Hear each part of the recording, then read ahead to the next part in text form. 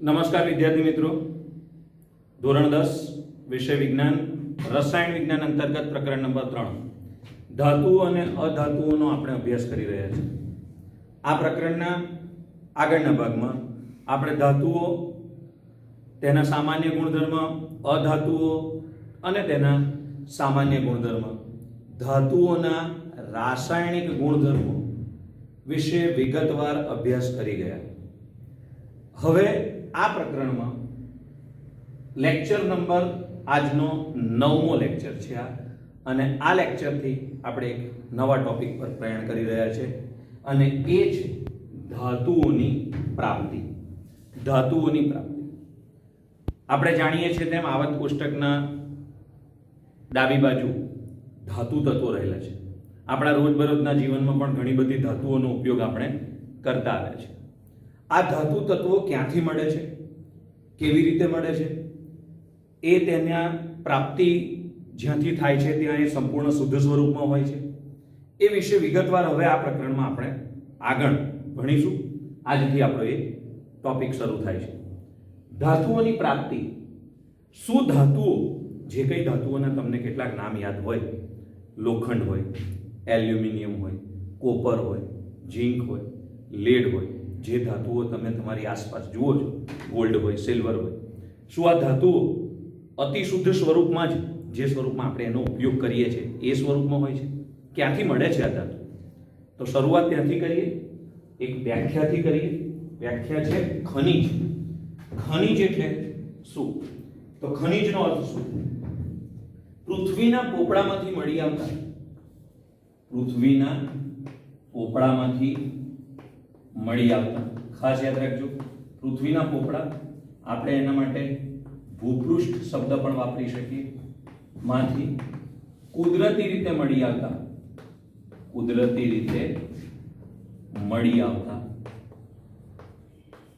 તત્વો કે સંયોજનોને, પુનઃ પૃથ્વીના પોપડામાંથી કુદરતી રીતે મળી આવતા તત્વો કે સંયોજનોને ખનિજ કહે છે. સંયોજનોને ખનિજ કહે છે. તો આપણી પહેલી વ્યાખ્યા ક્લિયર થઈ. ખનિજ કોને કહેવાય? Repeat with me. પૃથ્વીના પોપડામાંથી મળી આવતા તત્વ કે સંયોજનોને, એક શબ્દ મિસ થયો, પૃથ્વીના પોપડામાંથી કુદરતી રીતે મળી આવતા તત્વ કે સંયોજનોને ખનિજ કહે છે. હવે વાત આવે છે કાચી ધાતુ. આ ધાતુઓ જ્યારે પૃથ્વીમાંથી આપણને પ્રાપ્ત થાય છે તો ધાતુઓ ખનિજ સ્વરૂપે હોય છે અને એ એના શુદ્ધ સ્વરૂપમાં નથી હોતી. ગોલ્ડ કે સિલ્વર પૃથ્વીના પોપડામાંથી મળી આવે તો ગોલ્ડ કે સિલ્વર કે કોપર ક્યાંય એ તો એના શુદ્ધ સ્વરૂપમાં હોતું નથી, મિક્સ હોય છે બધું.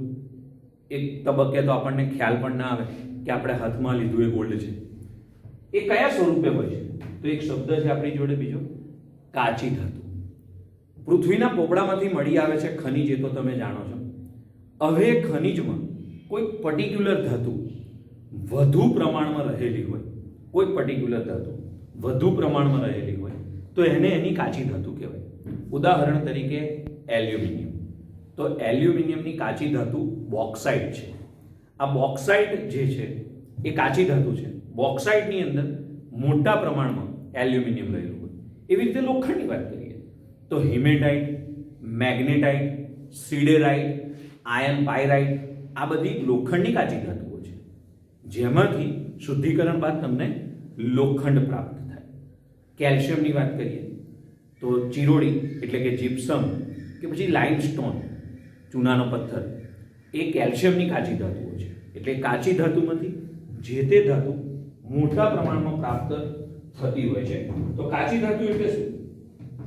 જે ખનિજમાં સારા એવા પ્રમાણમાં, જે ખનિજમાં, ખાસ યાદ રાખજો, જે ખનિજમાં સારા એવા પ્રમાણમાં, જે ખનિજમાં સારા એવા પ્રમાણમાં નિશ્ચિત ધાતુ, પર્ટિક્યુલર ધાતુ મોટા પ્રમાણમાં રહેલી હોય, જે ખનિજમાં સારા એવા પ્રમાણમાં નિશ્ચિત ધાતુ હોય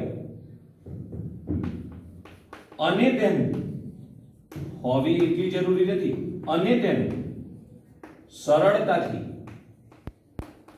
નિષ્કર્ષણ કરી શકાય. નિષ્કર્ષણ કરી શકાય. નિષ્કર્ષણ કરવું એટલે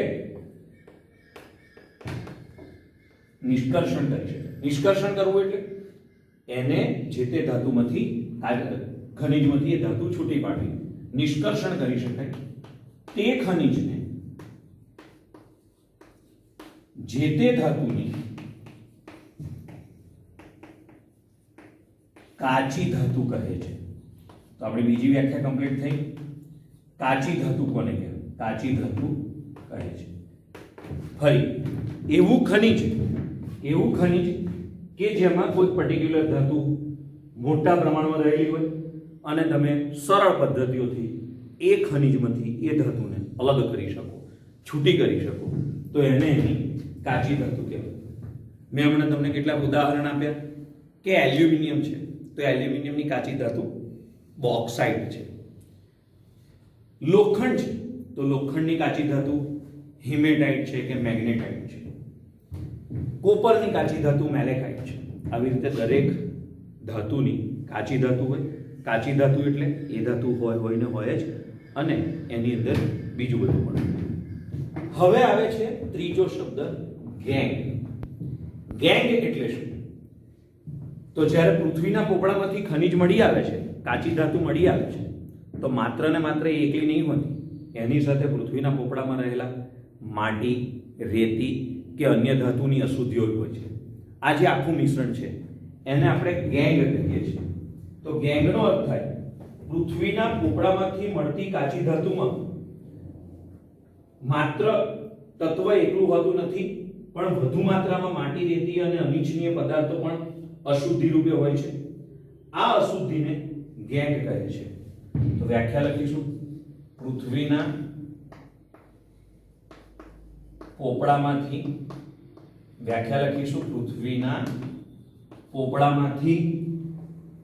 મળતી કાચી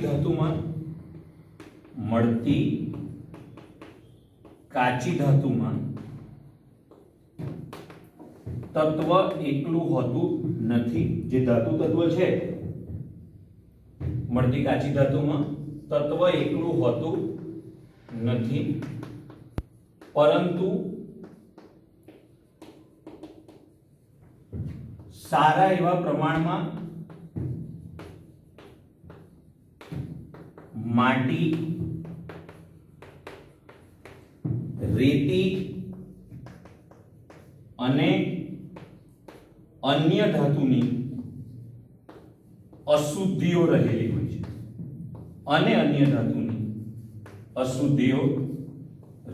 હોય છે. જે આપણે ઈચ્છતા નથી. આવી અનિચ્છનીય અશુદ્ધિઓને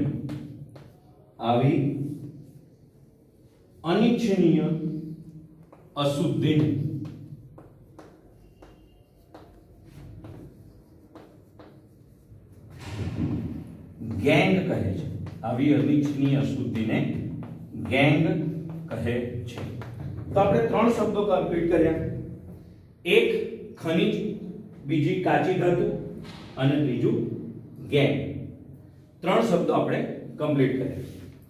હવે આપણે આગળ વધીશું અને ધાતુઓના નિષ્કર્ષણ વિશે અભ્યાસ કરીશું.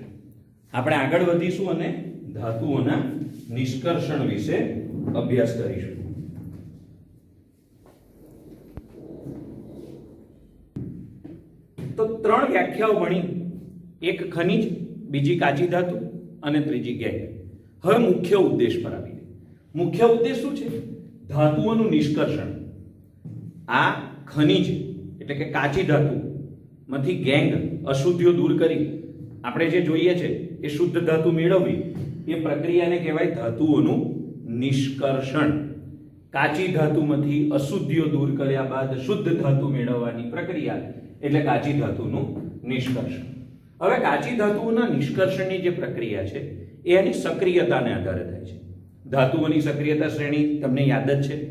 પો, સો, કે, મે, એ, જીલો, લે.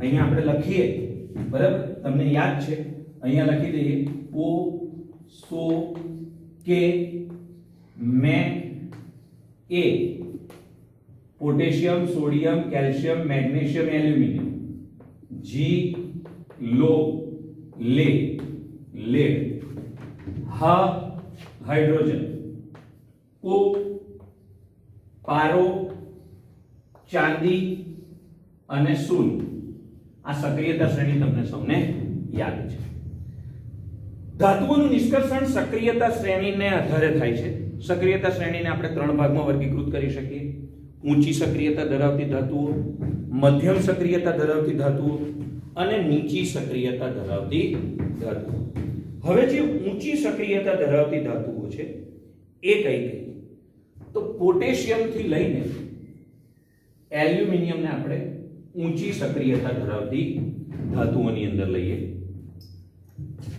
ઝીંક થી લઈને કોપર સુધી આપણે મધ્યમ સક્રિયતા ધરાવતી ધાતુઓ કહીએ અને પારો ચાંદી અને સોનું એને આપણે નીચી સક્રિયતા ધરાવતી ધાતુઓ કહીએ તો ફરી યાદ રાખી લો ધાતુઓનું નિષ્કર્ષણ સક્રિયતા શ્રેણીને આધારે થાય સક્રિયતા શ્રેણી 3 ભાગમાં વર્ગીકૃત કરવી ઊંચી સક્રિયતા ધરાવતી ધાતુ મધ્યમ સક્રિયતા ધરાવતી ધાતુ અને નીચી સક્રિયતા ધરાવતી ધાતુ એટલે તમને પહેલો મુદ્દો તો મળી જ ગયો કે ભાઈ ઊંચી સક્રિયતા ધાતુઓ ધરાવતી ધાતુઓ કઈ પોટેશિયમ સોડિયમ કેલ્શિયમ મેગ્નેશિયમ અને એલ્યુમિનિયમ નું નિષ્કર્ષણ બરાબર આમાં પહેલો મુદ્દો કયો લખાશે તો ઝીંક આયર્ન અને લેડ અને કોપર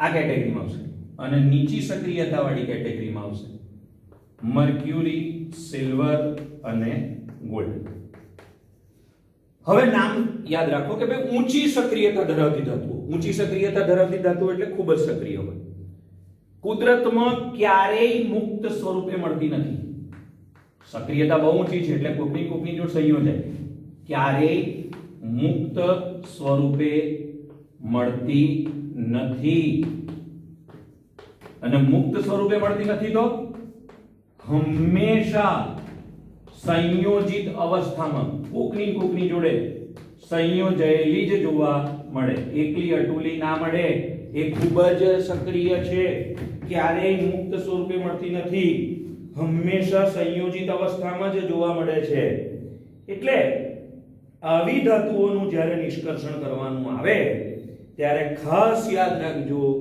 એના માટે વિદ્યુત વિભાજન પદ્ધતિ વપરાય છે એના વિશે ડિટેલમાં આપણે આગળ ભણીશું અત્યારે તમારે વોટ પર જ ધ્યાન આપવાનું છે ઊંચી સક્રિયતા ધરાવતી ધાતુઓનું નિષ્કર્ષણ કઈ પદ્ધતિથી થાય વિદ્યુત વિભાજન પદ્ધતિ ઊંચી સક્રિયતા ધરાવતી ધાતુઓનું નિષ્કર્ષણ કઈ પદ્ધતિથી થાય વિદ્યુત વિભાજન પદ્ધતિ વિદ્યુત વિભાજન પદ્ધતિની ડિટેલ ટૂંકમાં આવશે ઊંચી સક્રિયતા ધરાવતી ધાતુઓ કઈ કઈ potassium sodium calcium magnesium aluminium વગેરે ખૂબ જ ઊંચી સક્રિયતા ધરાવતી ધાતુઓ છે સક્રિયતા શ્રેણીની ટોચ પર રહેલી છે ક્યારેય મુક્ત સ્વરૂપે હોતી નથી હંમેશા સંયોજિત અવસ્થામાં હોય છે અને તેમનું નિષ્કર્ષણ તેમને કાચી ધાતુમાંથી છૂટી પાડવી હોય તો ટેકનિક છે વિદ્યુત વિભાજન પદ્ધતિ આટલું યાદ રાખવાનું છે હવે બીજો પોઈન્ટ લઈએ બીજા પોઈન્ટમાં શું આવે છે મધ્યમ સક્રિયતા ધરાવતી ધાતુઓ મધ્યમ સક્રિયતા ધરાવતી ધાતુઓ કઈ કઈ ઝીંક આયર્ન લેડ અને કોપર એ મધ્યમ સક્રિય હોય છે એ મધ્યમ સક્રિય હોય છે હેડિંગ જ છે મધ્યમ સક્રિય હોય છે અને તે મોટે ભાગે ઓક્સાઇડ એટલે ઓક્સિજન સાથે સંયોજેલી સલ્ફાઇડ એટલે કે સલ્ફર સાથે સંયોજેલી કાર્બોનેટ એટલે CO3 - 2 ઋણ આયન આવે એમાં કયા સ્વરૂપે જોવા મળે એની કાચી ધાતુઓ કયા સ્વરૂપે હોય oxide O- 2 sulphide S - 2 carbonate CO3 - 2 સ્વરૂપે જોવા મળે છે ફરી આ ઓક્સાઇડ સલ્ફાઇડ અને કાર્બોનેટ સ્વરૂપે એના અયસ્ક ઓક્સાઇડ સલ્ફાઇડ અને કાર્બોનેટ સ્વરૂપે જોવા મળે છે એટલે તમે એને કઈ ટેકનિકથી મેળવી શકાય તો યાદ રાખજો કેટલીક ટેકનિક છે. ભુંજન અને કેલ્સિનેશન અને કાર્બન વડે રિડક્શન વાળી ટેકનિકનો ઉપયોગ કરીને તમે મધ્યમ સક્રિયતા ધરાવતી ધાતુઓમાંથી ધાતુ મુક્ત કરી શકો છો. ચલો બીજો મુદ્દો, મધ્યમ સક્રિયતા ધરાવતી ધાતુઓ કઈ? ઝીંક, આયર્ન, લેડ, કોપર એ મધ્યમ સક્રિય છે. કુદરતમાં કયા સ્વરૂપે જોવા મળે? ઓક્સાઇડ સ્વરૂપે. ઓક્સાઇડ હોય એટલે એનું રિડક્શન કરીએ એટલે ઓક્સિજન દૂર થાય. ભુંજન, સલ્ફાઇડમાંથી ઓક્સાઇડ મેળવવા ભુંજન કરવું પડે. આ બધી ટૂંકનો તો પાછળ આવશે, અત્યારે તો આપણે મેઇન ટોપિક જ ભણીએ છીએ. કાર્બોનેટમાંથી ઓક્સાઇડ મેળવવા માટે કેલ્સિનેશન કરવું પડે. તો આ મધ્યમ સક્રિયતા ધરાવતી ધાતુઓ ઝીંક, આયર્ન, લેડ, કોપર મધ્યમ સક્રિય છે. કુદરતમાં ઓક્સાઇડ, સલ્ફાઇડ ને કાર્બોનેટ સ્વરૂપે મળી આવે છે. ભુંજન, કેલ્સન અને કાર્બન વડે રિડક્શન દ્વારા એમાંથી ધાતુ મુક્ત કરી શકાય છે. ચાલો હવે ત્રીજો મુદ્દો આવ્યો. કયો છે ત્રીજો મુદ્દો? નીચી સક્રિયતા ધરાવતી ધાતુઓ. નીચી સક્રિયતા ધરાવતી ધાતુઓ ક્યાં રહેલી છે અને કોણ કોણ છે? તો મર્ક્યુરી, સિલ્વર અને ગોલ્ડ. ક્યાં રહેલી છે? તો કે સક્રિયતા શ્રેણીના તળિયે રહેલી, સક્રિયતા શ્રેણીના તળિયે રહેલી નીચી સક્રિયતા ધરાવતી ધાતુઓ પારો, ચાંદી અને ગોલ્ડ, સોનું એ ખૂબ જ ઓછી સક્રિયતા ધરાવે છે અને એટલે ક્યારેક એ મુક્ત સ્વરૂપે પણ મળી આવે છે. મુક્ત સ્વરૂપે એટલે કોઈની જોડે સંયોજાયેલી નહીં, એકલી અટુલી. ઓછી સક્રિયતા છે એટલે કોઈની જોડે પ્રક્રિયા કરતી નથી, એટલે ક્યારેક એ મુક્ત અવસ્થામાં મળી આવે છે. ચાંદી અને કોપર જે છે એ ચાંદી અને કોપર એ સલ્ફાઇડ અને ઓક્સાઇડના સ્વરૂપમાં, સલ્ફાઇડ અને ઓક્સાઇડના સ્વરૂપમાં ભૂપૃષ્ઠમાંથી મળી આવે છે. એટલે ભુંજન કે પછી રિડક્શન દ્વારા પણ છૂટું પાડી શકાય છે. તો આપણે અહીંયા ધાતુઓના નિષ્કર્ષણ, કાચી ધાતુઓમાંથી ધાતુ છૂટી પાડવી એની ટેકનિકો કઈ કઈ, કેવી રીતે? તો એમાં આપણે ત્રણ કેટેગરી પાડી: ઊંચી સક્રિયતા, મધ્યમ સક્રિયતા, નીચી સક્રિયતા. ઊંચી સક્રિયતા, સક્રિયતા શ્રેણીના ટોચ પર પોટેશિયમ, સોડિયમ, કેલ્શિયમ, મેગ્નેશિયમ ક્યારેય મુક્ત સ્વરૂપે નહીં, હંમેશા સંયોજિત સ્વરૂપે છૂટા પાડવાની ટેકનિક વિદ્યુત વિભવ. મધ્યમ સક્રિયતા, મધ્યમ સક્રિયતા શ્રેણીના મધ્યમાં ઝીંક, આયર્ન, લેડ અને કોપર ઓક્સાઇડ, સલ્ફાઇડ, કાર્બોનેટ સ્વરૂપમાં ભુંજન, કેલ્સિનેશન અને કાર્બન વડે રિડક્શન. નીચી સક્રિયતા ધરાવતી પારો, સોનું અને ચાંદી સક્રિયતા શ્રેણીના તળિયે ક્યારેક મુક્ત અવસ્થામાં ચાંદી જે છે એ સલ્ફાઇડ અને ઓક્સાઇડના સ્વરૂપમાં મળી આવે છે. કેટલીક ધાતુઓના અયસ્ક ઓક્સાઇડ હોય છે. આટલી બધી ધાતુઓ છે, મોટા ભાગે ઓક્સાઇડના ફોર્મમાં હોય, કારણ કે ઓક્સિજન એ પૃથ્વી પર વિપુલ પ્રમાણમાં મળતું તત્વ છે અને મોટા ભાગની ધાતુઓ એની સાથે સંયોજાઈને જટ ઓક્સાઇડ બનાવે છે. તો આટલું આપણે ભણ્યા. વિડિયો પોસ્ટ કરવાનો છે, બધું સરસ રીતે ફરી વાંચી લેવાનું છે. આટલો ભાગ છે તો ડાયરેક્ટ નોટમાં લખશો તો ચાલશે. આ ભાગમાં મેં માત્ર મુદ્દા લખ્યા છે એટલે નોટ્સ હું તમને ગ્રુપમાં મોકલું છું. અને આના પછીનો એક પાર્ટ છે કે આ જે કંઈ ભણાયું એને ચાર્ટ સ્વરૂપે કેમનું યાદ રાખવું. પ્રશ્ન એ જ હશે કે કાચી ધાતુમાંથી ધાતુના નિષ્કર્ષણના જે તબક્કા છે એ ચાર્ટ સ્વરૂપે વર્ણવો. તો આટલું વિડિયો પોસ્ટ કરી નોટ્સ લખી લો આટલી, અને પછી આપણે એનો ચાર્ટ ભણીએ છીએ અને એ ચાર્ટ કેવો છે એ આગળ જોઈશું. તો જે ચર્ચા હમણાં આપણે કરી એ જ વસ્તુ હવે ચાર્ટ સ્વરૂપે છે, વધુ સારી રીતે યાદ રહે. પ્રશ્ન એ જ છે, કાચી ધાતુમાંથી શુદ્ધ ધાતુનું નિષ્કર્ષણ કરવું છે અને નિષ્કર્ષણમાં સમાવિષ્ટ જેટલા તબક્કા છે એ ચાર્ટ સ્વરૂપે દર્શાવો. તો ચાર્ટમાં ટોપ પર આપણી જોડે શું છે? અયસ્ક એટલે કે કાચી ધાતુ. વ્યાખ્યા તમને યાદ છે. કાચી ધાતુ એટલે એ ખનિજ કે જેમાં કોઈ નિશ્ચિત ધાતુ સારા એવા પ્રમાણમાં રહેલી હોય અને સરળતાથી એનું નિષ્કર્ષણ કરી શકે, એને કાચી ધાતુ કહેવાય. એવી કાચી ધાતુનું નિષ્કર્ષણ કેમનું કરવું એનો આધાર ત્રણ બાબતો પર છે કે ધાતુ એમાં જે સમાવિષ્ટ ધાતુ છે કેવી છે? ઊંચી સક્રિયતા ધરાવતી છે, મધ્યમ સક્રિયતા ધરાવતી છે કે નીચી સક્રિયતા ધરાવતી છે. ધારો કે ઊંચી સક્રિયતા ધરાવતી ધાતુ હોય, કઈ કઈ? પોટેશિયમ, સોડિયમ, કેલ્શિયમ, મેગ્નેશિયમ અને એલ્યુમિનિયમ. પોસો કે મે એ, બરાબર. તો એ ઊંચી સક્રિયતા ધરાવતી ધાતુઓનું નિષ્કર્ષણ તમને શીખવાડ્યું, હમણાં પણ પિંક કલરથી દોરેલું અને અત્યારે પણ એ જ કરું છું. કઈ પદ્ધતિથી થાય? ઊંચી સક્રિયતા ધરાવતી ધાતુઓનું નિષ્કર્ષણ વિદ્યુત વિભાજન કરવાનું. ટેકનિક આખી ફરીના લેક્ચરમાં ભણાવીશું, પણ વિદ્યુત વિભાજન કરી દેવાથી આપણને એની શુદ્ધ ધાતુ પ્રાપ્ત થાય. આ ઊંચી સક્રિયતા ધરાવતી ધાતુઓના સંયોજનનું વિદ્યુત વિભાજન કરવાથી એમાંથી આપણને શુદ્ધ ધાતુ પ્રાપ્ત થાય. હવે બીજું છે મધ્યમ સક્રિયતા ધરાવતી ધાતુ. મધ્યમ સક્રિયતા ધરાવતી ધાતુઓ કઈ કઈ? પોસો કે, મે, એ, બરાબર, જી, લો, લે ને કો. આ મધ્યમ સક્રિયતા ધરાવતી ધાતુ. મધ્યમ સક્રિયતા ધરાવતી ધાતુઓ કયા કયા સ્વરૂપે હોય? એક કાર્બોનેટ સ્વરૂપે હોઈ શકે, સલ્ફાઇડ સ્વરૂપે હોઈ શકે. જો કાર્બોનેટ સ્વરૂપે હોય તો કઈ ટેકનિક આવશે? કેલ્સિનેશન. બધા આ કેલ્સિનેશનની આખી ટૂંકનો જ છે, વિદ્યુત વિભાજનની આખી ટૂંકનો જ છે, ગુંજનની આખી ટૂંકનો જ છે. એ બધું ફરી ભણાવીશું, પણ અત્યારે એ મેઇન ચાર્ટ સ્વરૂપે જુઓ કે મધ્યમ સક્રિયતા ધરાવતી ધાતુઓના સંયોજનો જો કાર્બોનેટ સ્વરૂપે હોય તો કેલ્સિનેશનની પ્રક્રિયા દ્વારા, અને સલ્ફાઇડ હોય તો ગુંજન. આ યાદ રાખજો, કાર્બોનેટ તો કેલ્સિનેશન, સલ્ફાઇડ હોય તો ગુંજન ની પ્રક્રિયા દ્વારા એનું રૂપાંતર થઈ જાય ઓક્સાઇડમાં, અને ઓક્સાઇડમાંથી ઓક્સિજન દૂર કરવો એટલે કહેવાય રિડક્શન, અને રિડક્શન કરવાથી આપણને ધાતુ પ્રાપ્ત થાય. તો ચલો બીજો તબક્કો ધ્યાનથી. મધ્યમ સક્રિયતા ધરાવતી ધાતુઓ કાર્બોનેટ હોય તો એનું કેલ્સિનેશન કરવાનું, સલ્ફાઇડ હોય તો એનું ગુંજન કરવાનું. કેલ્સિનેશન, ગુંજન બંનેનું આઉટપુટ ઓક્સાઇડ. ઓક્સાઇડમાંથી ઓક્સિજન દૂર કરવો એટલે રિડક્શન. રિડક્શન કરવાથી ઓક્સાઇડમાંથી ઓક્સિજન દૂર થશે અને આપણને ધાતુ પ્રાપ્ત થશે. હવે ત્રીજી કેટેગરી નિષ્ક્રિય ધાતુઓ. નીચી સક્રિયતા ધરાવતી ધાતુઓ. નીચી સક્રિયતા ધરાવતી ધાતુઓમાં સિલ્વર, ગોલ્ડ અને મર્ક્યુરી. એ કયા ફોર્મમાં હોય? તો યાદ રાખજો, એ સલ્ફાઇડના ફોર્મમાં હોય. સલ્ફાઇડ શબ્દ અહીંયા આવેલો. સલ્ફાઇડ એટલે ગુંજન. સલ્ફાઇડ એટલે ગુંજન કરવાનું. ગુંજન કરવાથી ધાતુ પ્રાપ્ત થાય અને ધાતુનું શુદ્ધિકરણ કરી શકાય. તો હમણાં તમને જે ભણાવ્યું એ જ વસ્તુ આ ચાર્ટ સ્વરૂપે છે. ચાર્ટ સ્વરૂપે તમને 2 માર્કમાં પૂછી શકાય ને ખાસી બધી માહિતી છે. વિડિયો પોસ્ટ કરી સરસ રીતે આ ચાર્ટ દોરી લેજો.